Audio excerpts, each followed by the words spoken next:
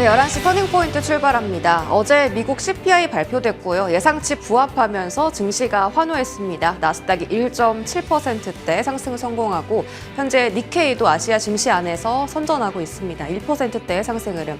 양시장은 지금 어제 그리고 그제 2일 동안 강하게 반등한 이후에 오늘도 추가적으로 상승하면서 코스닥의 경우는 3거래일 연속으로 강한 흐름 보여주고 있고요. 코스피도 2,457선까지 회복하기도 했습니다.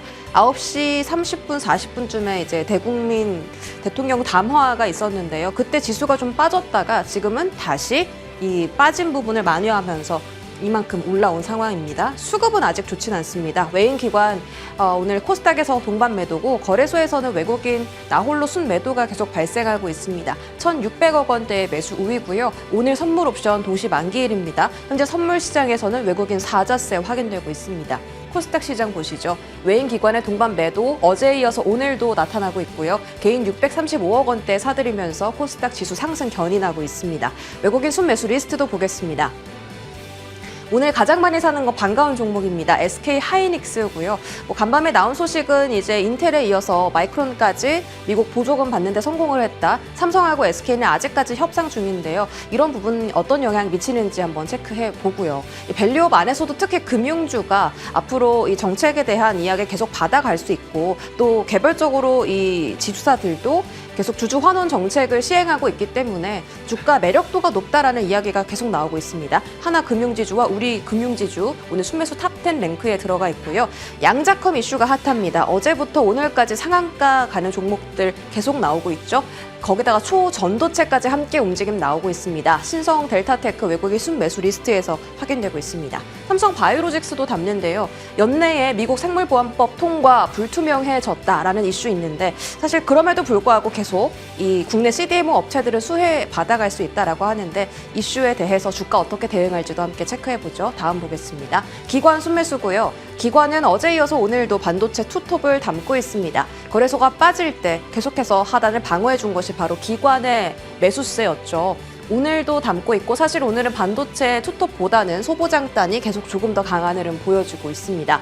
한미반도체, 테크윙 현재 장비단 매수 리스트 확인되고 있고요. 기관도 엑스케이트 담네요. 초전도체와 양자칩 관련주들 계속 좀 주목도가 높아 보입니다. 연속성이 있을지 체크해보고요. 바이오 안에서 알테오젠 그리고 포스코 퓨처엠 같은 종목도 확인되고 있습니다. 오늘도 자세하게 알아보죠. 지금 출발하겠습니다.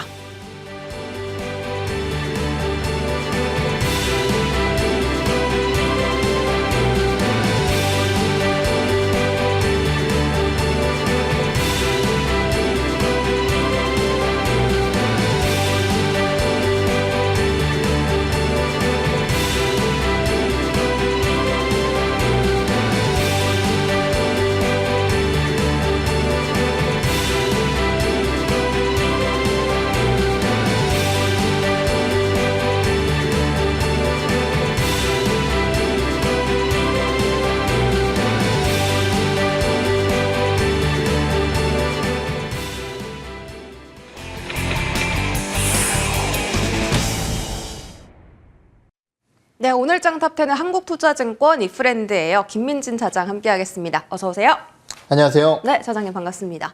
네, 시장에 그래도 계속 좀 반등을 해주고 있네요. 네. 반도체 투톱 오늘 좀 기관 순매수에 오늘 하이닉스 같은 경우는 외국인까지 함께 담고 있습니다. 반도체 열어볼게요.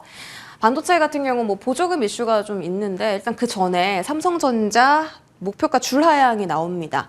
이 국내 증권사뿐만이 아니라 어제 JP모건도 6만 원대로 좀 투자 의견 중립 하향했거든요. 이런 리포트가 나왔는데 일단 어제 주가는 방어적으로 좀 성공을 했습니다. 방어에 성공을 했고 오늘 하이닉스 같은 경우는 갭 상승하면서 2%대 상승이고 반도체 소보장단이 더 이제 탄력받고 움직이는데 반도체 투톱 지금 바닥 디뎠다는 사실 중론이잖아요. 네. 바닥을 다 디뎠다고 생각을 하고 있는데. 그렇죠. 그럼 지금부터 좀 길게 보고 사야 됩니까? 네, 우선 뭐 단기적인 투자 전략에서 반도체의 매력도가 떨어진다는 것은 어쩔 수 없는 사실일 것 같습니다. 뭐 지금 여기 얘기 나와 있지만은 지금 디램의 둔화가 예상보다 심하다. 근데 이제 저희가 디램만 둔화가 심한 게 아니라요. 네. 낸드 쪽도 지금 굉장히 빠르게 차갑게 식고 있는 상황이거든요. 그러다 보니까 이제 반도체 섹터의 전반적인 실적 모멘텀의 저하, 이러한 부분들에 따른 단기적인 매력도의 저하 가능성은 어쩔 수 없는 상황입니다.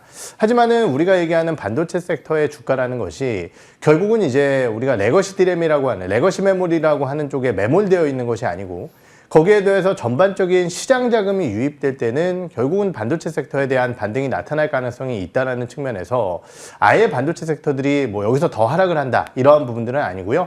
말씀 주셨듯이 어떻게 보면 이제 바닥에 대한 확인을 했다라고 보는 것이 맞을 것 같습니다. 그러면 이제 앞으로 반도체 섹터에 대한 반등을 가져올 수 있는 모멘텀이 뭐가 있을까를 한번 생각을 해보게 되면은요. 최근에 이제 계속 여러분들께 말씀을 드렸었던 12월 들어서 11월 달에 하락을 지울 정도의 반등은 나타날 가능성이 있다는 점에 대해서 과거의 경험칙을 들어서 여러분들께 설명을 드렸었던 것 같고요. 실제적으로 이제 12월 초 그런 분위기가 만들어졌다고 판단을 하지만은 어떻게 보면 이제 우리나라 정치적 리스크 요인이 갑자기 예상치도 못했었던 리스크가 발생을 하면서 그것이 이제 며칠 뒤로 밀렸지만은 오늘 만기일 이벤트와 함께 수급적인 부분이 좀 가볍게 전환이 된다라고 한다면은 외국인들의 자금 유입도 배제할 수는 없다라고 판단을 하고 있습니다. 이것이 이제 첫 번째 모멘텀일 것 같고요. 두 번째는 지금 나타나고 있는 중국에서의 이구안신 정책을 한번 얘기를 해봐야 될 것 같은데요. 이구안신 정책은 뭐 잘 아시다시피 이제 헌 것을 새 것으로 바꾸는 정책적인 요소죠. 그래서 이제 예전에 중국의 이구안신 정책 하면은 자동차라든지 아니면은 세탁기, 냉장고 이러한 대형 가정과 뭐 경기 소비재 관련된 제품군들의 이구안신 정책이 줄을 이뤘었어요. 그런데 이번 경제정책과 함께 주요 성 그리고 몇몇 시에서 지금 스마트폰 쪽의 이구안신 정책을 시행하기 시작을 했습니다. 물론 중국 내에서의 스마트폰 판매 증가가 우리나라 기업들에게 영향을 줄 만한 요인들 자체는 사실은 뭐 스마트폰 쪽이라든지 이런 쪽으로 영향을 줄 가능성은 높지 않다고 판단을 하고 있습니다. 하지만은 그 안에 들어가는 스마트폰 부품 쪽에 대한 수요단을 증가시킬 수 있다는 측면, 이것은 하나의 기대 요인일 것 같거든요. 그렇기 때문에 최근 주가가 반등한 삼성전기라든지 아니면은 중국 내에서의 모바일 쪽에 대한 재고가 어느 정도 소진되고 새로운 모바일 쪽에 대한 디램이나 낸드 쪽의 수요가 확장이 된다라고 했을 때 CXMT의 물량만으로 그 물량을 다 공급하기 어렵다라고 한다면은 어느 정도 디램 쪽에 대한 하방을 방어할 것이다라는 기대 요인이 있다라는 부분이고요. 아직까지 이것은 기대 요인일 뿐이지만은 실제적으로 이러한 것들이 중국의 수요 증가로 연결된다라고 했을 때 내년도의 업황은 그래도 지금 다운사이클 리스크보다는 좀 적어질 수 있다는 측면에서 기대 요인을 가져갈 수 있지 않을까 이렇게 판단을 하고 있습니다. 리포트 보니까 진짜 실적이 크게 떨어질 거다. 4분기에 8조 원 정도 삼성전자 예측 나오고요. 네. 그래도 그나마 내년에는 그 모바일 쪽 수요 때문에 어느 정도 실적은 방어가 될 거다라고 하던데 네. 차장님도 그런 흐름으로 보시는 거예요? 네, 우선 메모리 쪽의 실적 눈높이 하향과 이에 따른 주가, 목표 주가의 하향은 많은 증권사들이 공통적으로 지금 진행을 하고 있는 상황이고요. 그렇기 때문에 아까 말씀드렸듯이 지금 특히 이제 최근 나타나고 있는 고정거래가 하락과 현물거래가 하락에 대한 리스크 요인들이 주가에 많이 반영이 되고 있는 것 같습니다. 근데 아까 말씀드렸듯이 이러한 부분들은 이미 주가에 반영이 돼 있다는 거죠. 안 좋은 부분에 대해서는. 그런데 아까 말씀드렸던 이러한 이구안신 정책이라든지 아니면 이제 주요국들이 지금 금리 인하에 좀 빠르게 나서고 있는 상황이거든요. 이런 것들을 고려해 보게 된다라고 한다면은 결국은 내년도의 수요 전망치 자체가 생각보다 좋아질 가능. 그러니까 뭐 정말 좋아질지 모르겠지만은 최악은 이미 생각을 하고 있다라는 측면에서 전반적으로 이제 그러한 네. 기대 요인들이 좀 주가에 반영될 수 있지 않을까 이렇게 네. 판단을 하고 있습니다. 알겠습니다. 그래도 좀 다행입니다. 이미 주가에 반영이 됐다라는 말씀해 주셨고 그 인텔에 이어서 마이크론까지 보조금 확정이 됐습니다. 그런데 보시는 것처럼 삼성전자는 64억 달러인데 전망이요. 하이닉스 4억 5천만 달러예요. 하이닉스는 뭐 보조금 받든 안 받든 영향 크게 없는 거 아닙니까? 그렇죠. 아무래도 하지만 이제 미국과의 관계를 위해서라든지 아니면은 현지 생산을 위해서라든지 이러한 부분들로 봤을 때 분명히 이제 뭐 받는 게 당연히 좋겠죠. 하지만은 정말 불확실성이 있다라고 했을 때 왜 SK하이닉스가 삼성전자 대비해서는 좀 덜 빠지고 올라올 땐 더 올라가냐 이런 것들을 고려해 보게 된다라고 한다면은 결국은 이러한 리스크에서 삼성전자보다는 조금은 자유롭다라는 측면이 분명히 있을 것 같고요. 최근 나타나고 있는 AI주들에 대한 일부 조정, 특히 이제 미국 시장 내에서도 AI가 워낙 좋긴 하지만은 최근에 이제 빅테크 위주 너무 강세 흐름을 보이면서 엔비디아라든지 이런 쪽의 수급이 일부 유출되는 모습을 보이고 있다는 점은 약간의 부담 요소이긴 하겠지만은 네. 그 밑에 놓여져 있는 데이터 센터라든지 아니면 여러 가지 이제 솔루션 관련된 기업들의 실적 흐름을 봤을 때 결국 AI와 연관돼서 실적이 올라오는 경우가 굉장히 많거든요. 그렇다라고 한다면은 엔비디아를 필두로 한 AI의 모멘텀 자체는 아직 끝나지 않았다라고 판단을 하고 있기 때문에 SK하이닉스와 SK하이닉스발 밸류 체인들의 주가 기대감은 그래도 다른 반도체 기업들의 다운 사이클보다는 양호하게 지나갈 가능성이 높다라고 판단을 하고 있습니다. 좋습니다. 오늘 반도체 소부장 정말 밸류체인 종목들이 굉장히 탄력적으로 움직이는데 최근 들어 흐름이 그렇습니다. 뭐 기관 같은 경우도 한미반도체, 테크윈 같은 종목들 담고 있고 두산도 지금 8%인데 차트를 보니까 지수가 힘들 때 한 번도 추세를 네. 이탈하지 않았어요. 이렇게 좀 잘 버티거나 오늘 탄력적으로 움직이는 종목들의 특별한 이유가 있나요? 사실 뭐 해당 기업들, 그러니까 아까 말씀드렸던 이제 AI발 혹은 SK하이닉스 밸류 체인 관련 기업들 같은 경우는 사실 주가도 다른 기업들보다는 훨씬 덜 빠지는 모습을 보였었죠. 올라간 것들을 생각해 보게 되면은. 그리고 이제 아까 말씀드렸듯이 결국은 이제 미국 같은 경우는 빅테크 위주의 강세가 나타났지만은 오늘 우리나라의 장중 흐름을 살펴보게 되면은 정치 테마나 바이오 혹은 AI 관련주들에 대한 강세가 어제 미국 시장의 반도체 기업들과 맞물려서 좀 올라서고 있다라고 본다면은 결국은 이제 해외 반도체 업종, 특히 이제 미국의 반도체 섹터가 올라갈 때 우리나라의 종목군들에 대한 선택지는 결국은 AI와 밸류 체인들로 갈 가능성이 높다라는 측면이고요. 그러한 측면에서 SK하이닉스와 주가 상관관계가 높은 기업들에 대한 관심도가 그나마 유효하다고 판단을 하고 있는데요.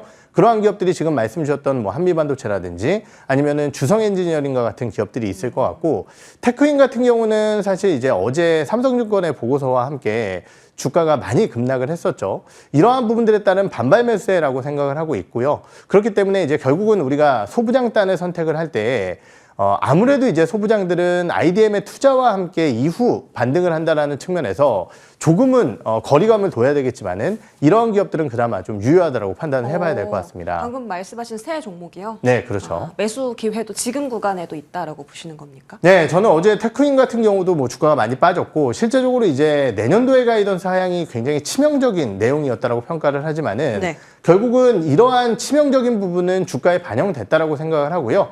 오히려 이제 퀄통과라든지 이러한 부분들과 함께 가이던스의 상향이 내년도에 나타날 가능성도 있다라는 측면에서 그나마 이제 내가 반도체 섹터를 한다면은 네. 이 종목군들을 볼 수 있겠지만은 사실 이제 섹터 간의 우위 전략으로 봤을 때 과연 다른 매력적인 섹터가 없을까 이 부분에 대한 고민은 저희가 항상 가져가 봐야 될 것 같습니다. 그러니까 지금 저희가 반도체 섹터 이야기를 하고 있긴 하지만 조금 더 매력 우위에 있는 섹터가 많기 때문에 꼭 반도체 투자를 하지 않더라도 그렇죠. 대체 섹터가 있다라는 말씀이신 네. 거예요. 종목 하나만 더 여쭤보면 이수페타시스가 유상증자를 강행합니다. 네. 오늘 8% 빠지는데 사실 그동안 주가가 너무 많이 빠졌던 터라 오늘 빠진 게 막 그렇게 차트상 티는 안 나는데 대응은 어떻게 합니까? 네, 결국은 이제 그때 이제 이 유상증자 관련된 뭐 일부 제동 관련된 기대감 이러한 부분들 때문에 하루 세게 올라오는 모습을 보였었지만은 사실은 이제 회사 입장에서는 의지가 있다라고 한다면 강행할 가능성이 높았다라고 생각을 합니다. 아예 이제 유상증자 철회를 한 것이 아니기 때문에 네. 과연 이제 시장에서 어떻게 판단을 할지는 모르겠다라는 생각이 들고요. 어떻게 보면은 이제 이수페타시스가 그러한 이벤트를 만들어내면서 기관이나 외국인들 입장에서도 어떻게 보면은 이수페타시스에 대한 신뢰도라든지 아니면 이런 것들이 좀 무너졌을 가능성도 배제할 수 없거든요. 하지만은 분명한 것은 내년도에 이수페타시스에 대한 전반적인 투자 전망 그리고 여러 가지 이제 부품에 대한 사용량 증가 이러한 부분들을 고려해 봤을 때 사실 현 주가는 분명히 아쉬운 수준이라고 판단이 듭니다. 그렇기 때문에 아까 말씀드렸던 이러한 신뢰도를 회복시켜주기 위해서는 결국은 우리가 이 M&A를 한 것이 잘한 일이다라는 것을 보여주는 것이 첫 번째 요소일 것 같고요. 두 번째는 그것에 대한 확인 판단이 오래 걸리게 된다라고 한다면은 본업 쪽에서 강력한 모멘텀을 보여줘야 된다라는 측면에서 봤을 때 결국은 이제 실적이 발표되는 시점쯤까지는 조금은 재미없는 모습이 연출되지 않을까 이렇게 판단을 해봐야 될 것 같습니다. 네, 조금 지루할 수 있다라는 부분 챙겨주셨습니다. 바이오로 넘어가 보겠습니다. 뭐 알테오젠 오늘 탑10 리스트에 들어와 있고요. 기관 순매수 포착되고 있습니다. 첨생법이 본격적으로 시행되는데 뭐 첨단 재생의료법이라고 해서 임상시험도 네, 간소화를 시켜주고 여러 가지 이제 규제 완화적인 부분이 나오는 거죠. 사실 이게 뭐 미국의 법이 아니고요. 우리나라 그렇죠. 법이잖아요. 그만큼 영향력이 있을까? 파급력이 있을까 하는 의문도 드는데요. 차장님은 이 이슈가 제약바이오 섹터를 조금 더 끌어올려줄 수 있다고 보세요? 네, 우선 이 내용 자체는 당연히 나쁜 요소는 아니다라고 판단을 하는데 말씀 주셨듯이 이제 주가의 파급력 자체는 제한적일 것이다라고 생각을 합니다. 왜 그러냐면은 결국은 이제 우리나라 식약처에서 어느 정도 성과를 만들어내고 그러한 데이터들을 바탕으로 처방을 한 뒤에 미국에 도전하는 기업들도 분명히 있다라는 거죠. 그렇다고 한다면은 실제적으로 처방이 되고 있는 데이터들을 바탕으로 FDA에 승인 신청을 한다라고 했을 때 사실은 그 성공 가능성 자체는요. 아예 없는 백데이터를 가지고 FDA에 신청하는 것보다는 훨씬 더 높은 확률일 가능성이 높다는 측면, 거기에 더해서 국내 바이오 기업들이 최근 해외 쪽에서 연출했었던 긍정적인 이벤트들을 고려해 보게 된다라고 한다면은 바이오 업종군들에게는 당연히 뭐 해가 안 되는 좋은 내용이다라고 판단을 하고 있고요. 네. 다만 이제 궁극적으로 우리나라 바이오 기업들의 주가 상승 모멘텀이 강하게 진행되는 요소들은 첫 번째는 이제 정말 여러 가지 이제 사업 영역을 통해서 돈을 버느냐가 첫 번째 요소일 것 같고요. 두 번째는 그러한 돈을 벌기 위해서는 결국은 이제 시장이 굉장히 큰 글로벌 시장, 특히 그 시장 속에서도 가장 시장 규모가 크다라고 할 수 있는 미국 시장에 진출하는 것이 가장 큰 목표입니다. 그렇기 때문에 이런 것들까지 가기 위해서는 뭐 여전히 시간이 필요하다라는 측면에서 봤을 때 뭐 기대 요인은 있지만은 이것 때문에 뭐 바이오주들이 대장 섹터가 될 것이다 이렇게 판단하기에는 어려운 부분이 있는 뉴스 소식이다라고 좀 평가를 하고 싶습니다. 아, 좋습니다. 첨생법은 우리나라 거고요. 미국에서 제일 기대한 건 이제 그 CDMO 생물보안법인데 그게 연내 통과 불투명하다라는 네. 뉴스 나왔거든요. 영향 없습니까? 사실 이제 그때도 이제 한번 말씀드렸지만은 제가 7년인지 8년인지 잘 기억이 안 나는데 네.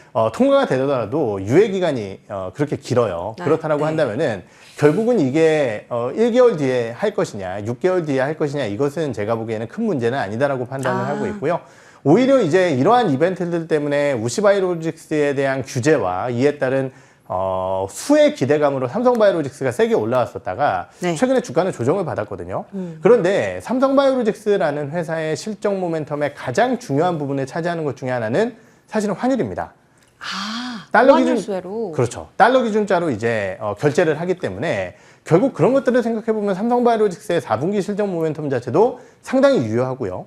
내년도에 정말 트럼프 정권이 들어서는 들어서는 것으로 확정이 된 상황 속에서 과연 트럼프 대통령 당선인이 그리고 내년도에 트럼프 대통령이 이 생물보안법을 통과시키지 않을까? 네. 그리고 거대 여당 쪽이라고 할 수 있는 그리고 정권을 잡게 된 공화당 측에서 이런 것들을 밀어붙이지 않을까를 생각해 보게 되면은 생물보안법에 대한 리스크 요인은 저는 적다라고 판단을 하고 있어요. 그렇기 때문에 이러한 부분들을 고려해 본다라고 한다면은 삼성바이오로직스 같은 기업들도 어느 정도 투자에 대한 고려 대상이 되지 않을까 이렇게 생각을 하고 있습니다. 그럼 차장님 다음 주 FOMC인데요. 금리 인하 예정대로 할 거다라는 그 의견이 그렇죠. 지금 중론이거든요. 그럼 삼성바이오로직스는 다시 떨어집니까? 사실 미국이 금리 인하를 한다라고 해서 지금 이제 미국의 달러화 강세가 안 진행된다 이거는 저는 아니다라고 판단을 하고 있고요. 왜냐하면 이제 재밌는 부분이 오늘 이제 캐나다가 비컷을 단행을 했어요. 50bp 인하를 어제 밤이었죠. 그러니까 인하를 단행을 했는데 오히려 캐나다의 채권금리 같은 경우는 올라가는 모습을 보였습니다. 네. 이유는 앞으로 금리 인하를 하기가 어렵다라는 부분이고요. 그렇다라고 한다면은 결국은 이러한 통화정책 관련된 이벤트들이 어느 정도 시장에 공론화가 되고 시장에 반영이 된다라고 했을 때 과연 미국의 금리 인하가 채권금리의 약세와 그리고 달러 하락으로 작용하게 될지는 모른다라는 거죠. 특히 최근 나타나고 있는 여러 가지 경기지표 그리고 IMF나 월드뱅크에서 발표되는 내년도의 경제 전망을 고려해 봤을 때 여전히 내년도의 달러화 흐름은 원화 대비해서는 크게 약세를 보일 가능성은 높지 않거든요. 네. 거기에 대해서 이제 원화 같은 경우는 이번에 약세를 보이긴 했지만은 지금 나타나고 있는 여러 가지 정책적인 요소의 공백 상황 이런 것들을 봤을 때 추가적으로 금리에 대한 인하를 단행해야 된다는 의견도 굉장히 많습니다. 그렇기 때문에 달러화가 약세로 전환될 가능성은 뭐 현재로서는 그렇게 크게 높지 않아 보인다. 이렇게 좀 말씀을 드려야 될 것 같아요. 알겠습니다. 저희 비만 치료제도 오늘 좀 핫한데요. 일단 그 펩트론이 지금 26% 급등하고 있고 SK 바이오팜도 8% 급등인데 2조 원째 비만 치료제 수주했다라는 뉴스도 있습니다. 네. 한 가지 좀 걱정되는 게 그 이제 머스크 CEO가요. 비만 치료제 가격을 낮춰야 미국인들 건강 개선될 거다. 이런 멘트도 했거든요. 네. 뭐 문제는 없겠습니까? 이런 생각을 한번 해봐야 될 것 같아요. 우리가 이제 공급가를 낮춘다, 혹은 이제 그 중간 단계에 이제 분명히 수익을 거두는 사람들의 마진을 낮춘다, 그리고 마지막으로는 결국 파이가 커진다. 이것에 대한 비교를 한번 해봐야 되는데, 결국은 이제 여러 가지 정부에 대한 지출을 줄인다라는 측면에서 이 보험료 혹은 기존 약가에 대한 인하라는 것은 약을 만들어내는 회사들의 입장에서는 굉장히 부담스러운 요소가 네. 될 수 있을 것 같아요. 하지만은 지금 분명한 것은 이제 미국 내에서의 비만 치료제에 대한 절대적인 공급을 늘린다라는 측면이고요. 이 공급을 늘리게 된다라는 얘기는 결국은 릴리라든지 노보노디스크 이러한 GLP-1 계열의 비만 치료제에 대한 공급 그리고 수량이 늘어난다는 부분이 될 것 같습니다. 그러한 가운데 결국은 이제 물량이 늘어나면은 일라이릴리와 뭔가 사업 영역을 하는 기업들, 특히 그 사업 영역이 제품에 대한 제조가 아니라 결국은 이제 여러 가지 지속형 약물의 제재라든지 아니면은 뭐 D&D 파마텍과 같은 경구용 약물로 전환된다라는 시점으로 봤을 때는 이런 것들은 국내 기업들에게 크게 위해가 될 만한 내용은 아니다라고 평가를 하고 있기 때문에 오히려 국내 비만 치료제 관련주들은 주가가 이렇게 세게 올라가는 게 아닌가 이렇게 평가를 해봐야 될 것 같습니다. 매수 기회도 있는 건가요? 짧게 답변해 주시면. 사실 너무 주가가 급등을 해서 좀 네. 고민스럽긴 하지만은 내년도는 비만 치료제는 결국은 이제 아까 얘기했던 이 환자의 복용 편리성 시대라고 판단을 하고 있고요.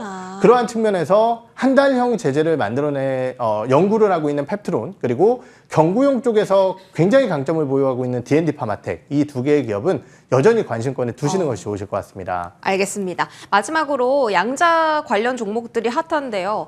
이제 그 단순 테마가 아니라 구글이라는 빅 테크가 엮였잖아요. 네. 그런 만큼 조금 더 연속적으로 바라볼 수 있을까요? 이쪽 섹터? 네, 사실은 이제 양자 컴퓨터의 이름이 꿈의 컴퓨터라고 불렸었죠. 네. 그만큼 이제 어렵기 때문에 꿈의 컴퓨터라고 불렸었던 것 같은데 갑작스럽게 이제 알파벳에서 이런 좋은 뉴스 소식과 함께 주가가 올라서고 있는데요. 사실 냉정하게 얘기해서 과연 우리나라에 지금 주가가 올라오고 있는 기업들의 양자 컴퓨터 관련된 기술력이나 아니면은 이를 바탕으로 한 실적의 모멘텀이 얼마나 되는지는 아직까지는 판단하기 어려운 것 같고요. 우리가 이런 생각을 해봐야 될 것 같습니다.